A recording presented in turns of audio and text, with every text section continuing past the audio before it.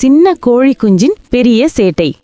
ஒரு சின்ன ஊரில் ஒரு பொன்னான கோழி குஞ்சு இருந்தது. அதன் பெயர் சின்னி. சின்னிக்கு உலகத்தையே கண்டுபிடிக்க வேண்டுமென்று ஒரு பெரிய ஆசை. ஆனால் அதன் அம்மா கோழி எப்போதும் எச்சரிக்கும், சின்னி சேட்டை செய்யாதே, வெளியே போனால் நரி இருக்கு, பூனை இருக்கு. ஆனால் சின்னியின் காதில் எதுவும் விழுந்ததா? இல்லை.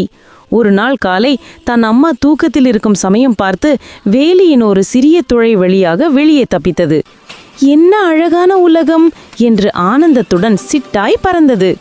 முதலில் ஒரு பட்டாம்பூச்சியை பார்த்து, என்னை தொடர்ந்து வா, விளையாடலாம் என்று கூவியது. பட்டாம்பூச்சி அங்கேயிருந்து இங்கிருந்து பறந்தது. சின்னியும் அதை பிடிக்க வேகமாக ஓடியது. பிறகு ஒரு வண்ணத்து பூச்சியை பார்த்து மேலும் ஆழமான காட்டுக்குள் சென்றது. அங்கே ஒரு சிற்றாற்றில் விழுந்து குளித்தது. எல்லாம் மிகவும் வேடிக்கையாக இருந்தது. ஆனால் சூரியன் மெல்ல மெல்ல மலைவாயில் இறங்க தொடங்கியது. சின்னிக்கு சுற்றி சூழல் அந்நியமாக தெரிந்தது. வழி தெரியவில்லை. குளிர்காற்று வீசியது. தனிமையில் அது பயத்தால் கூவியது, கூ கூ கூவா. அப்போது தூரத்தில் அதன் அம்மாவின் குரல் கேட்டது. அம்மா தன் குஞ்சை தேடி அலையும் குரலில் கூவிக்கொண்டிருந்தாள்.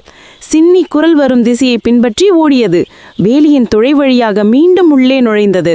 அம்மா கோழியின் சிறகுகளுக்குள் பாதுகாப்பாக சென்று சேர்ந்தது. அம்மா மன்னிச்சிக்கோ, நான் இனி எப்போதும் சேட்டை செய்ய மாட்டேன் என்று சொல்லி அம்மாவின் இறகில் முகமுரைசித்தது. அன்று முதல் சின்னி வேலிக்குள் தான் விளையாடியது. ஆனால் அதன் சேட்டையான சாகசங்களை பற்றிய நினைவுகள் அது வளர்ந்து பெரிய கோழியாகும் வரை அதன் மனவில் ஒரு இனிமையான கனவாக இருந்தன. கருத்து: சிறுவயதில் செய்யும் சேட்டைகள் மற்றும் சாகசங்கள் வாழ்வின் அனுபவங்களாக மாறும். ஆனால் பெற்றோரின் எச்சரிக்கைகளை கேட்டு பாதுகாப்பின் எல்லைக்குள் இருப்பதே விவேகமானது.